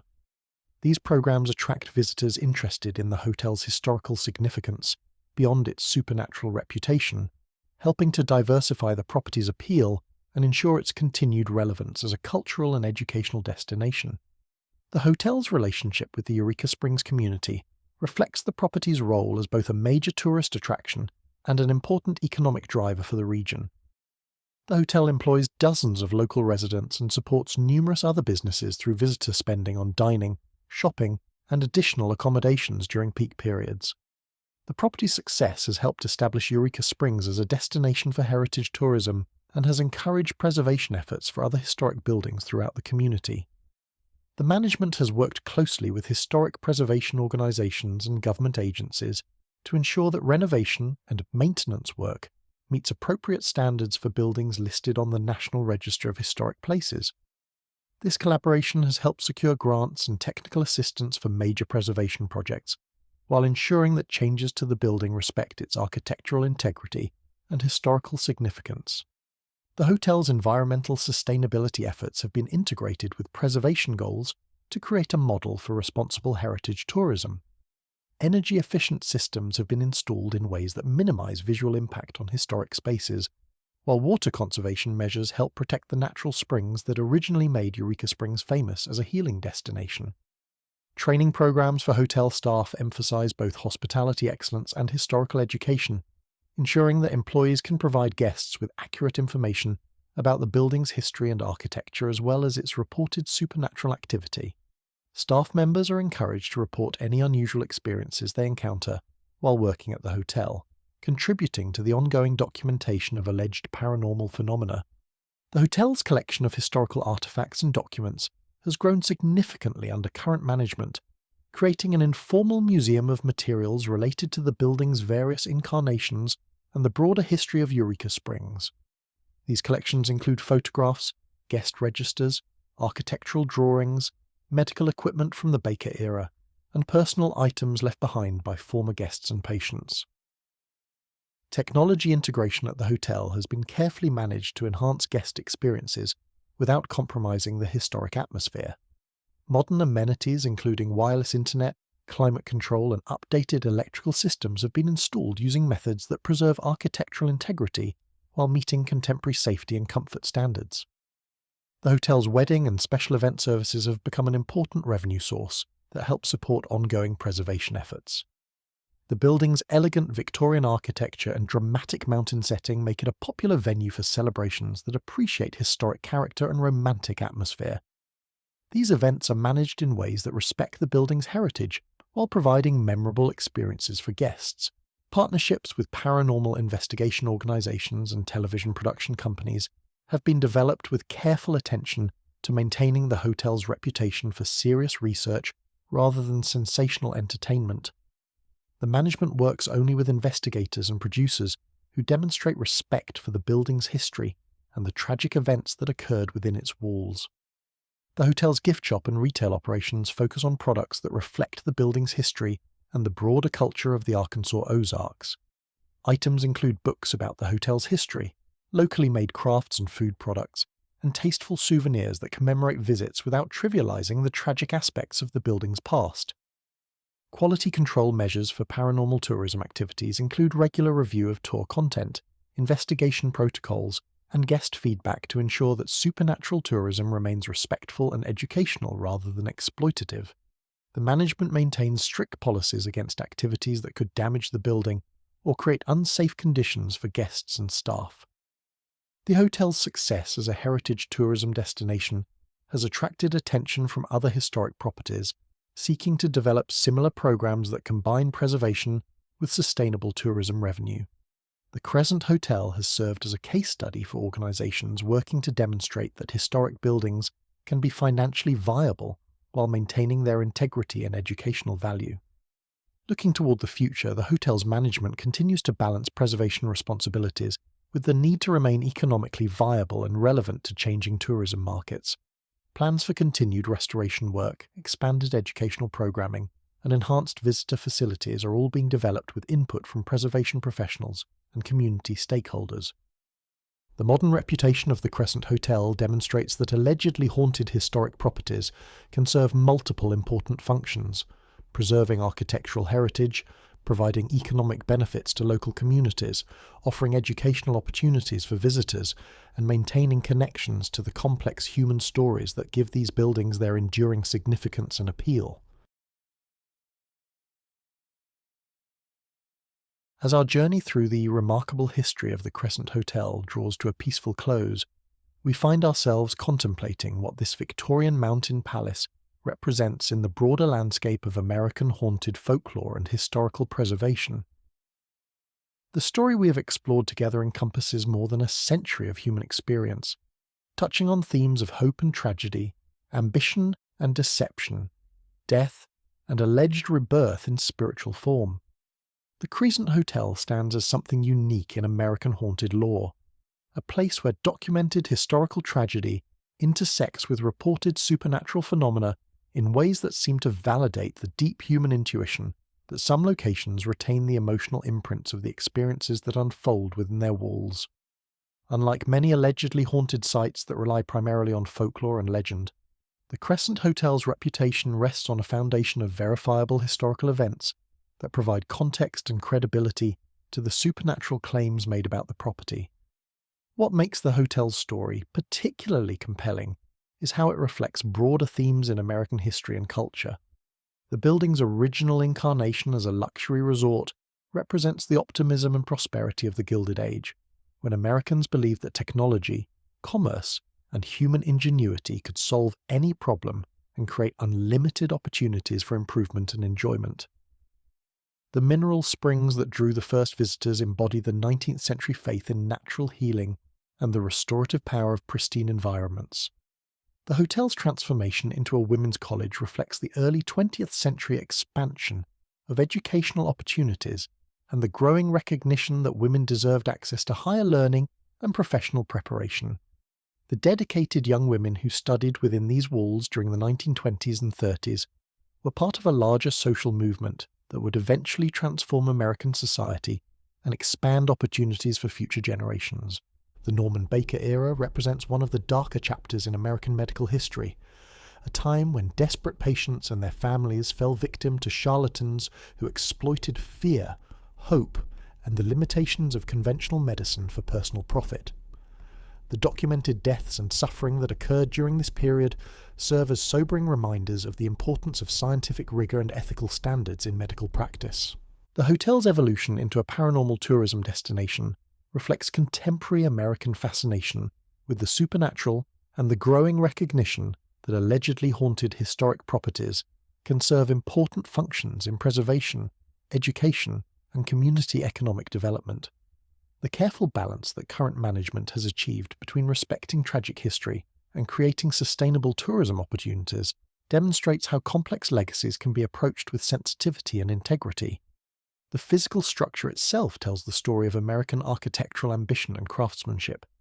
The limestone foundation, laid by skilled Irish stonemasons, represents the immigrant labour that built much of 19th century America. The Victorian design elements reflect the aesthetic sensibilities of an era that valued ornate beauty and grand gestures. The survival of the building through more than a century of changing uses and economic challenges demonstrates the enduring value of quality construction and thoughtful preservation. The alleged supernatural phenomena reported at the hotel, regardless of one's personal beliefs about their validity, serve as testament to the profound emotional impact that certain places can have on human consciousness. The consistency of reported experiences across decades and among visitors with no knowledge of previous accounts suggests that something about the building's atmosphere, history, or physical properties creates conditions that many people interpret as supernatural. The spirits allegedly encountered at the Crescent Hotel, if they exist, seem to reflect the full spectrum of human experience associated with the building. Michael the Irish stonemason represents the honest labour and craftsman's pride that went into the hotel's construction. Theodora embodies the compassion and care that characterised the best aspects of nursing and healing. The nurse in the basement reflects the dedication of medical professionals who tried to help patients even under the difficult circumstances of the Baker era. The reported presence of former patients, particularly children who died while seeking miracle cures, serves as a poignant reminder of the human cost of medical fraud and the importance of protecting vulnerable populations from exploitation. These alleged spirits, described by witnesses as sad or confused, might represent the unresolved trauma of those who died far from home while pursuing false hope.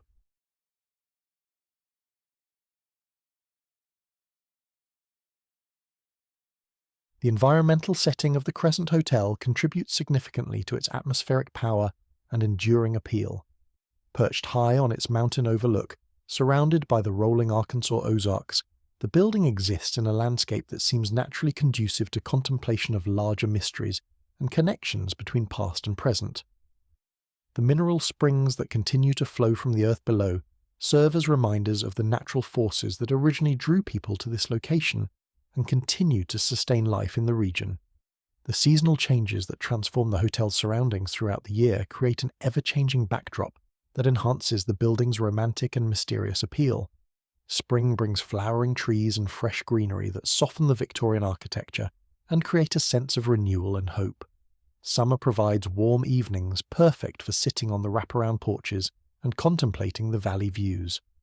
Autumn transforms the landscape into a tapestry of brilliant colours that complement the building's historic character. Winter reveals the architectural bones of the structure and creates a stark beauty that emphasises the building's endurance through changing seasons and circumstances. The cultural impact of the Crescent Hotel extends far beyond its role as a tourist destination or historic landmark.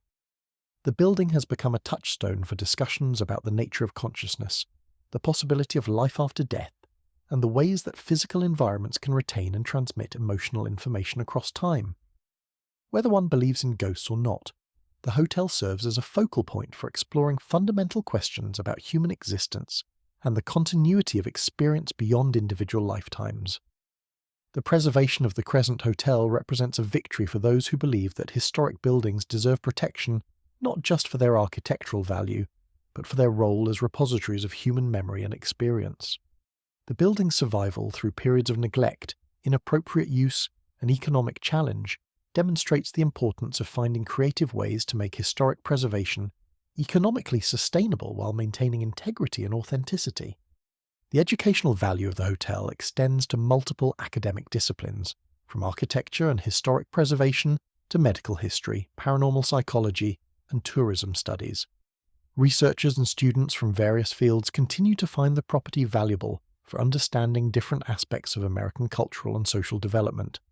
The community of people who work at, visit, and study the Crescent Hotel represents a unique intersection of interests and perspectives. Hotel staff, paranormal investigators, historic preservation professionals, tourism officials, and casual visitors all contribute to the ongoing documentation and interpretation of the building's significance and continuing evolution.